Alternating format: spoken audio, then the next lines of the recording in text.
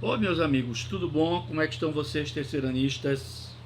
Nossa aula de hoje, como sempre, é aquela aula de revisão dos assuntos que nós vimos no primeiro e no segundo ano, né? Estamos com essa aula de hoje concluindo o mundo muçulmano. Vamos falar sobre a cultura do mundo muçulmano, que foi muito importante para preparar a Europa para o Renascimento. Olha a contribuição do Islã para a Europa é muito grande, né?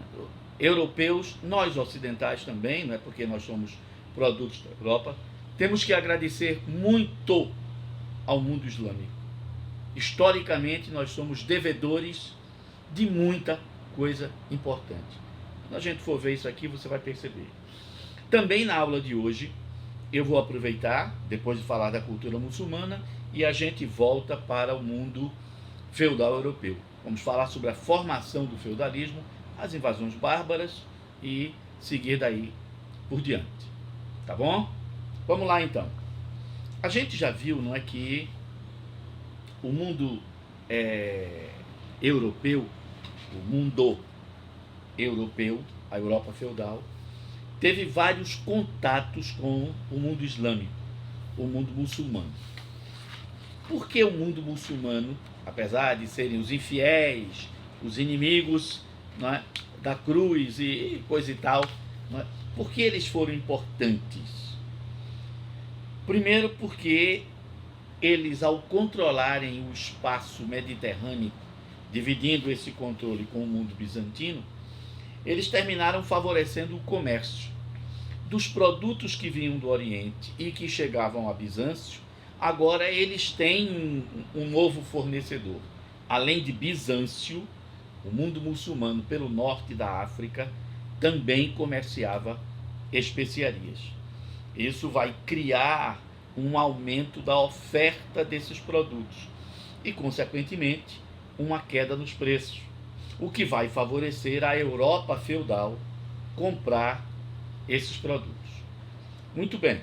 Outra coisa que a gente tem que ver: o mundo muçulmano vai aproveitar uma série de tecnologias que outros povos com os quais o mundo muçulmano teve contato e o mundo bizantino não teve, aproveitar essas tecnologias principalmente no campo da agricultura irrigada, a irrigação, no campo da metalurgia e no campo do artesanato, em especial a fabricação de porcelanas, a fabricação de ladrilhos, azulejos e objetos de vidro. A Europa vai aprender com os muçulmanos isso daí, ou pelo sul da Itália, ou pela Península Ibérica, onde os muçulmanos tinham, né, controle e domínio.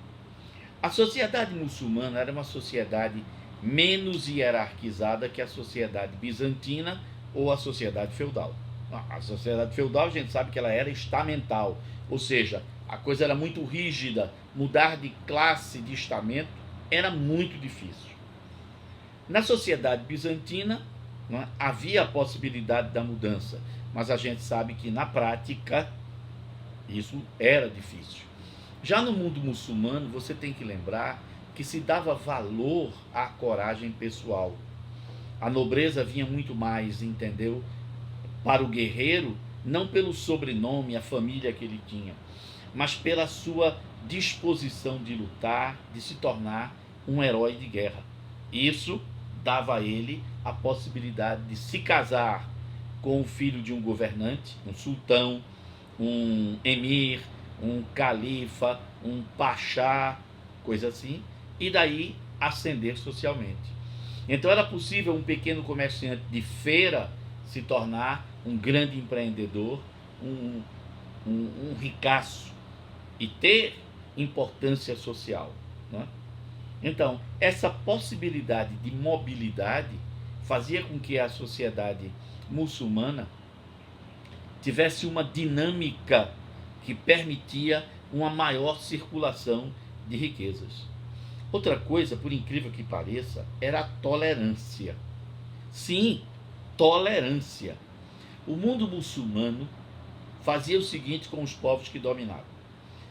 Quando eram povos cristãos e judeus, os muçulmanos, por força do Corão, estava escrito lá no Corão, que cristãos e judeus têm que ser respeitados pelo mundo islâmico, pelos muçulmanos. Então os governantes muçulmanos faziam o seguinte: olha aí, cristãos, vocês podem ter as igrejas de vocês abertas, adorar os ídolos santos, né? Adorar os ídolos que vocês quiserem, desde que vocês paguem um imposto especial para ter essa liberdade. Atenção, irmãos judeus, vocês também descendem de Abraão como nós, mantenham as sinagogas abertas, vocês vão pagar um impostozinho. Pronto. Então, isso permitia, não é, entre judeus, cristãos e muçulmanos, uma convivência razoavelmente pacífica. A intolerância que você vê hoje tem um outro motivo. É que um grupo de muçulmanos vai se tornar intolerante. São os turcos seljúcidas e depois os otomanos. Aí esses dois grupos vão criar a intolerância contra judeus e contra cristãos. E é isso daí que a gente herdou para o mundo de hoje. Mas durante a Idade Média, até as Cruzadas, o que havia era a tolerância. E essa tolerância favoreceu, claro, o desenvolvimento da circulação de riquezas, o comércio e uma sociedade de melhor qualidade. Não é? Outra coisa também, não é? A política era o césaropapismo, isso é, o califa, o emir, o pachá, o sultão era um chefe religioso. Mas na prática, o clero, formado pelos ayatolás, que equivalem ao que a gente chama no cristianismo de bispos, e os imãs, que eram os sacerdotes, e os mulás, são os teólogos, os interpretadores da lei, a lei do Corão, a lei de Alá. Esses camaradas tinham influência muito grande sobre o governante. E muitas vezes, não é, uma determinada lei só se aplicava se ela estivesse de acordo com a interpretação do Corão. Claro que em lugares onde havia governantes mais tolerantes, a interpretação da lei seria também mais tolerante. Onde você tivesse governantes mais fundamentalistas, radicais, né, extremamente conservadores, reacionários, a situação andaria ruim. Né? Isso vai variar então. Muito bem.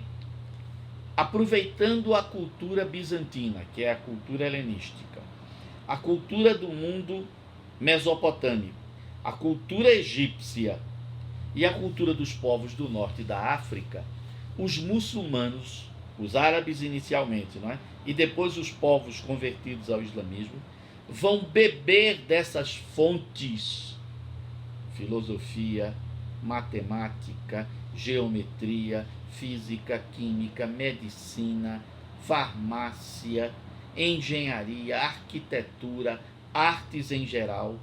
Os muçulmanos vão aprender essa cultura helenística, vão misturar com os conhecimentos que eles já tinham e transportar conhecimentos da Índia, da Pérsia, para o mundo mediterrâneo, para o mundo ocidental.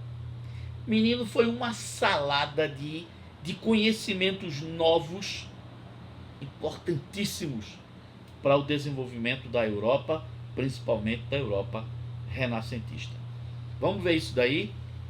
Então, aproveitamento e ampliação da cultura helenística do mundo bizantino e acréscimo da cultura persa e indiana.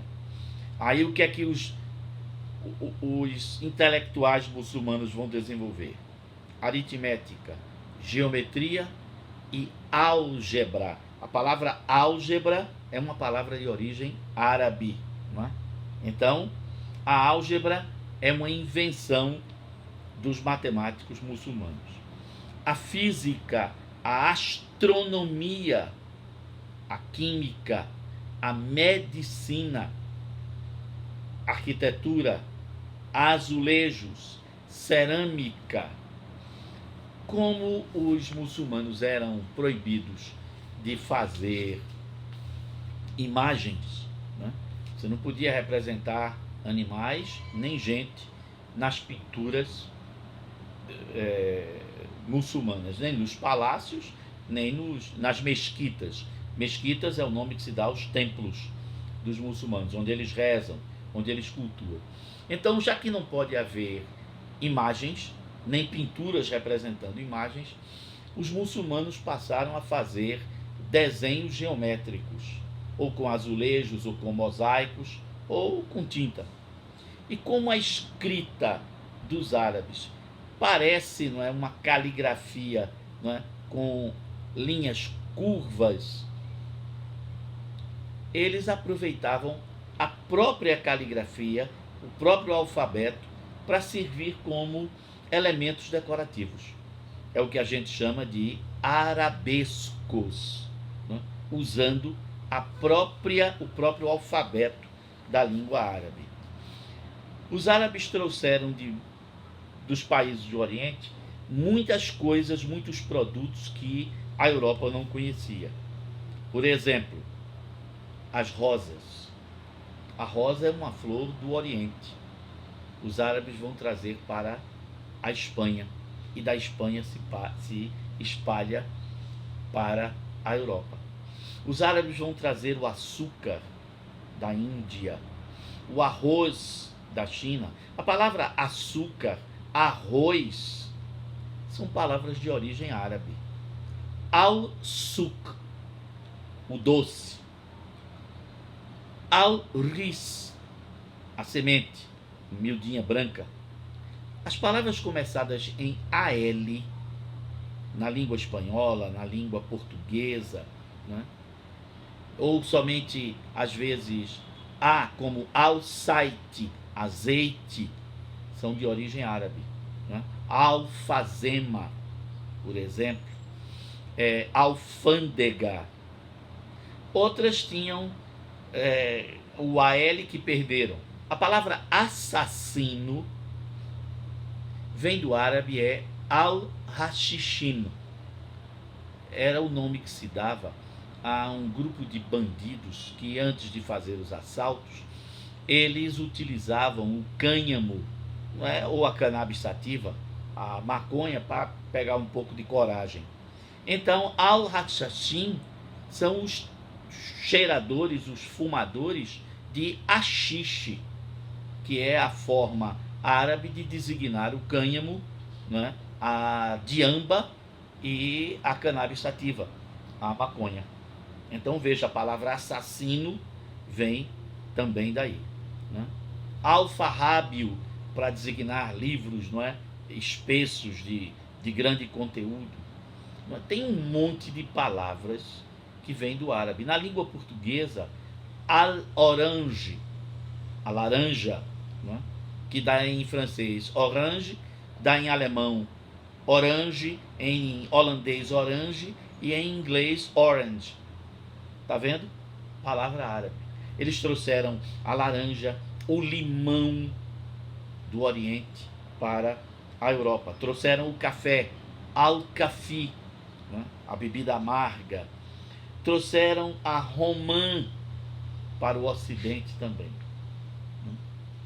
Menino, foi muita coisa que os árabes trouxeram para produzir nas suas colônias do norte da África e na Europa.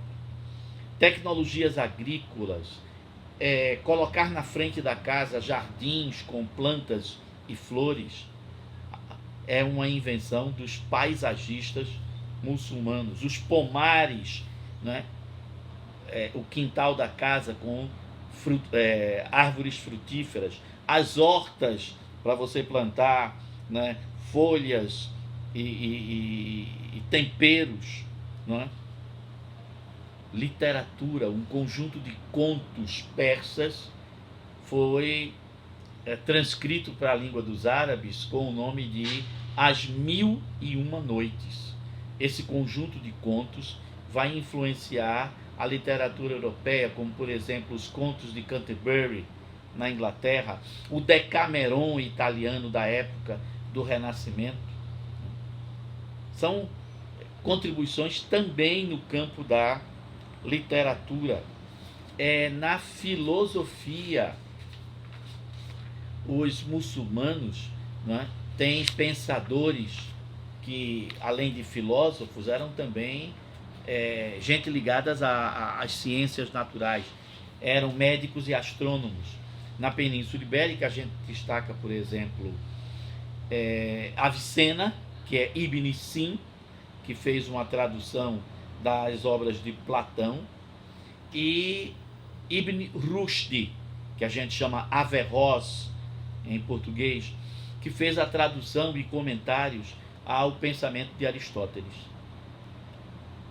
Muitos intelectuais, teólogos e filósofos da Europa, da escolástica, da filosofia escolástica, o professor de filosofia de vocês deve ter falado isso, conheceram as obras de Aristóteles e de Platão através da tradução árabe. Do árabe para o latim e do latim para o grego, para que pudesse ser lido pela Europa. Só com o Renascimento é que o original grego das obras de Platão e Aristóteles chegarão às universidades italianas e daí para o resto do mundo.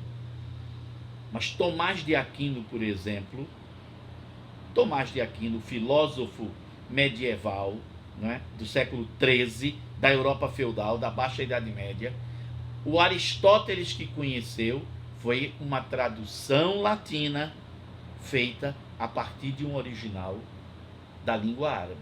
Ele não conheceu Aristóteles original grego.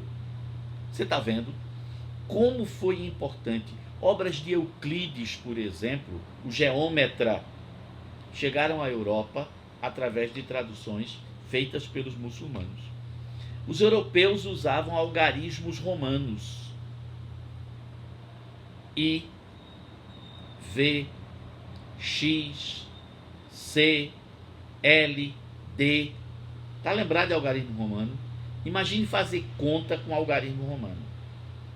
Os muçulmanos trouxeram da Índia 10 sinais para representar todos os números. 1, 2, 3, 4, 5, 6, 7, 8, 9, 0. Al-Sifri, o vazio. Al-Sifri, Sifri, Sifri, 0 em português. Esses desenhozinhos 1, 2, 3 que a gente usa hoje foram os árabes que inventaram e passaram para o mundo ocidental. Então os algarismos que a gente chama árabes, na verdade, são indianos, né? Os árabes é que trouxeram para nós. Ver como a nossa cultura depende e muito da contribuição dos muçulmanos na Idade Média. Então, todo dia a gente deve rezar e agradecer a Alá ter colocado no caminho dos cristãos ocidentais o mundo muçulmano. Intolerância é sempre ruim do lado que ele vier. Não acredite na intolerância. Não dê espaço à intolerância. Muçulmanos, cristãos e judeus têm muito mais pontos em comum do que pontos de divergência. E eu pessoalmente acredito que num futuro que eu não verei, mas creio que irá existir, cristãos, judeus e muçulmanos se unirão, porque são um povo que adoram um único Deus, e é um Deus comum a todos eles. E Abraão, esse patriarca, que para muitos é um personagem mítico, mas para o mundo judeu, muçulmano e cristão, existiu. Então esse patriarca é o pai comum dessas três religiões. Não há sentido de a gente viver separado. Tem mais é que se unir, e é a união, como se dizia antigamente, a união faz a força. Muito bem, a gente terminou então, não é, o mundo muçulmano, que estava no capítulo 14, não é? Agora a gente volta, desculpe, estava no capítulo 11, né, que é o mundo muçulmano. Agora vamos voltar ao capítulo 10 para falar sobre os francos e feudalismo. Capítulo 11, voltamos ao capítulo 10. Capítulo 10 começa com isso daqui: os francos e o feudalismo. Uma construção moderníssima. Como sempre, né, os nossos capítulos abrem com um desafio. Aí tem a Universidade Federal do Triângulo Mineiro. Universidade é a provocação do feudalismo. Porque a gente sempre imagina feudalismo, um mundo feudal, cavaleiros, guerreiros, o clero, servos camponeses. Universidades, uma invenção medieval, uma invenção feudal. Então, a Idade Média deve começar com isso. Na página seguinte do capítulo 10, né, a entrada é essa que eu mostrei, aí vem o que danado é a Idade Média? Você já sabe que um alemão, né, no começo do século XVII, chamado Johann Keller, que a gente traduz o nome dele latino por Celarius, dividiu a história da humanidade, quer dizer, a história da Europa, em 3 idades. A Idade Antiga, gregos e romanos, a Idade Média, o feudalismo, e chamou a época dele de Idade Moderna. Pronto. E usou 2 datas para fazer essa divisão. A queda do Império Romano do Ocidente, a queda de Roma, em 21 de setembro de 476, marcaria o fim da Idade Antiga e o início da Idade Média. E 29 de maio de 1453 marcaria o fim da Idade Média e o início da Idade Moderna. Então a história do mundo cristão se dividiria em 3 idades, 3 partes. É óbvio que essa divisão feita por Celarius não tem sentido, não tem lógica. No máximo, ela só serve para a Europa. O resto do mundo não tem nada a ver com a queda de Roma. Os incas, maias e astecas, nem indianos, nem chineses, japoneses, tem a ver com a queda de Constantinopla. Né? Então, isso daí é uma visão europocêntrica da história da humanidade. Né? Ou seja, como se o mundo inteiro girasse ao redor da Europa. Então, a Idade Média, portanto, e aí vem um texto no capítulo, logo no começo, para refletir o que é o termo Idade Média e o que significa Idade Moderna. Para aquele povo daquela época, moderna era a época deles. Mas quem disse que 1500 é moderno para mim? Que a sociedade de 1600 é moderna para mim? Tanto que os franceses vão inventar uma tal de idade contemporânea, não é? A partir da Revolução deles, a Revolução Francesa, 1789. Aí começa a Idade Contemporânea. Como sempre, uma data europeia. Achando que o resto do mundo não tem importância nenhuma. Não é? Então tem um texto que discute essa questão de idade média. Né? E o que significam essas palavras na verdade. Bom, do ponto de vista prático, do ponto de vista didático, para a gente entender melhor as coisas, a Idade Média começa então com a invasão de Roma pelos chamados povos bárbaros. Pronto. E desses povos bárbaros, o mais importante deles foi os germanos, que habitaram o que hoje a gente chama de Europa Central. A França, a Alemanha, a Áustria, Bélgica e Holanda. Na verdade, foi nesses países, né, onde o feudalismo mais e melhor se consolidou. Sim, Alves, e o resto da Europa? Bom, em primeiro lugar, a palavra germanos não indica um povo só. Por exemplo, os germanos que habitaram a França, eles eram chamados de francos, de borgúndios, de occitanos e de helvécios. Os que habitaram a Alemanha eram chamados de alamanos, ostrogodos, qual é o nome do outro? Saxões. Os que habitaram a Holanda e a Bélgica eram saxões e anglos. E esses anglos vão atravessar o Canal da Mancha e atacar os bretões na Britânia, na Grã-Bretanha. Então, anglo-saxões, uma parte na Alemanha, Bélgica e Holanda, e outra parte anglos do outro lado. O norte da Itália foi ocupado por ostrogodos, lombardos e vândalos. A Península Ibérica vai ser ocupada por povos bárbaros chamados de visigodos e suevos. E a Europa Oriental vai ser ocupada principalmente pelos eslavos, que também se dividiam em numerosos povos. Depois vieram os magiares. E o norte da Europa, Dinamarca, Noruega, Suécia, vai ser ocupada pelos normandos, que irão atacar a Grã-Bretanha, o norte da França, tanto que o norte da França tem o nome de Normandia, terra dos normandos. Uma outra parte do norte da França é chamada de Bretanha, porque foi habitada por bretões. Então é uma salada imensa de povos. É gente que só farinha. Cada povo desse tinha sua língua, tinha seus costumes, suas tradições próprias. Portanto, quando a gente diz os povos bárbaros, é quando a gente fala, por exemplo, o índio brasileiro. Não havia um índio só. Havia numerosos grupos com línguas diferentes, com estágios de desenvolvimento completamente diferentes. Não existe um índio, um tipo de índio só, mas de vários.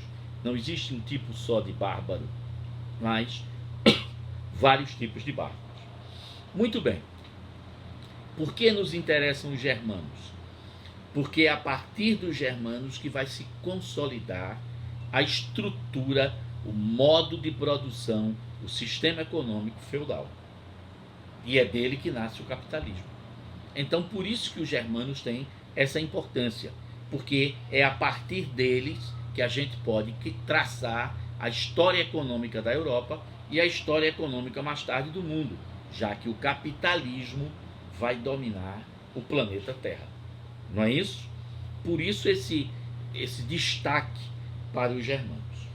Muito bem. Dos germanos, o povo que mais nos interessa, não é, são os francos. Em cada lugar da Europa, os bárbaros vão formar reinos. Né? Eu disse a você, na Península Ibérica, visigodos e suevos. Na Itália, lombardos e ostrogodos. Na Inglaterra, anglos e saxões. Na Bélgica e Holanda, saxões, que serão atacados pelos normandos. Os normandos também são chamados vikings. Né? Dinamarca, os jutos, que serão atacados pelos normandos. Suécia e Noruega são o reino dos normandos, os vikings, de tradição guerreira, hábeis navegadores, né, e que vão avançar sobre a Europa. Os reinos germânicos, quais são eles? Na Europa Central, nós teremos borgúndios, saxões, alamanos, frísios e francos. Francos nos interessam. Por quê? Porque os francos vão formar um reino importante na França, começando pelo sul da França, e de lá dominarão a Europa Central toda. As antigas Gálias, conquistadas por Júlio César, né, na época do fim da República Romana, é o que a gente chama hoje de França. Ainda se chamava Gálias, pelo menos era assim que o clero chamava. Né? Mas depois, como os francos dominaram a região, a partir do século VI, todo mundo só vai chamar Reino dos Francos. Os francos, eles, obviamente, né, como todo povo bárbaro, inicialmente tinham um estágio neolítico, ou seja, plantavam a terra, criavam animais e, vez por outra, se deslocavam em busca de melhores regiões para sustentar os seus rebanhos e plantar a sua comida. Mas aos poucos, em contato com o mundo romano decadente, os francos vão se sedentarizando e muitas aldeias se unem e vão formando, né, vilas que vão se transformando em pequenas cidades. E aí os chefes, que eram chamados Königs, K-O-E-N-I-G-S,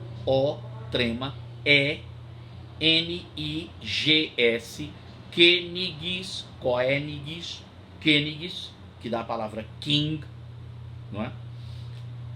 Esses chefes tribais terminam se tornando monarcas, soberanos, e usando os símbolos dos Césares romanos: a coroa, o tiara, o bastão de comando, o cetro, o orbe, aquela bola que os reis seguram, né?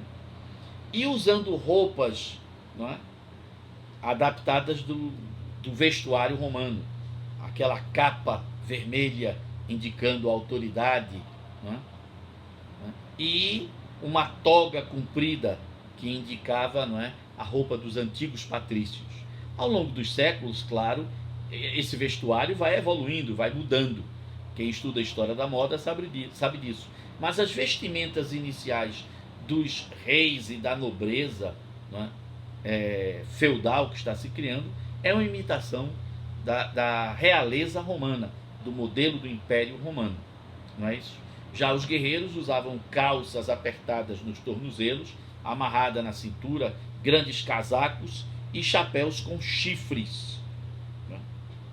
Lembrando que o chifre no mundo animal é o símbolo da masculinidade, da macheza, da coragem, da violência, da virtude, não é? do que luta, do que faz guerra, do que mata, do que morde o pescoço.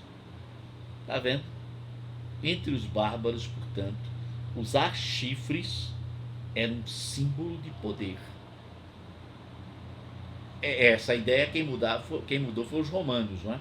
Como entre os povos bárbaros, as mulheres, lembre que a mulher ficava com a agricultura, então a mulher tinha um papel econômico muito importante na sociedade bárbara. Como as mulheres dos bárbaros tinham muito mais liberdade que as mulheres romanas, elas podiam tranquilamente trocar de maridos, né? Coisa que para os romanos era um absurdo. A mulher era submissa. Os romanos são uma sociedade machista. Os bárbaros são uma sociedade patriarcal, mas não é uma sociedade machista. Não humilha a mulher, ao contrário, a mulher tem um certo poder dentro da sociedade dos bárbaros. Como as mulheres podiam trocar de maridos, não, eu não quero mais ficar com você, estou com outro guerreiro agora. Os romanos achavam aquilo um absurdo. E quando eles queriam falar, não é, que alguém estava sendo traído pelas mulheres, eles diziam portant cornus quia ou similibus bárbaros, ou bárbari. Ele carrega chifres como os bárbaros, como os germanos, né? Então, carregar chifre, levar chifre, passou a ser, no vocabulário romano e, consequentemente, cristão, né, ser traído pela esposa. Quando, veja, para os bárbaros, carregar chifres era um sinal de macheza, um sinal de força, um sinal de coragem. Como as coisas mudam de uma cultura para outra, né? O mesmo elemento tem um significado, o mesmo objeto tem um significado diferente. Muito bem, os francos vão ocupar, portanto, o que a gente chama a França. E um König dos francos, sobre o qual a gente tem notícia, um dos mais antigos, é ainda no século V, final do século V, um soberano chamado Meroveu, Meverick, que a gente traduz para o latim Meroveu. Seria o primeiro chefe bárbaro, não é? Ele vai ter um filho, né? Clovis, né? Clodoveu em português, que vai ser o primeiro bárbaro franco a ser cristianizado, batizado como cristão. E aí vai nascer, portanto, uma ligação entre a igreja cristã e os chefes bárbaros francos. É importante a gente perceber, não é, como a igreja sacou, perceber os bispos cristãos, que a gente ia precisar da força dos guerreiros para levar o cristianismo para outros guerreiros. E na cabeça dos bárbaros era o seguinte: quando um chefe bárbaro se convertia a uma nova religião, todos os seus guerreiros tinham que também se converter. Então, para a igreja era importante converter os chefes, porque convertendo os chefes, você convertia o povo. Então, Meroveu e Clodoveu são os primeiros chefes bárbaros dos francos, que são importantes para a gente ver.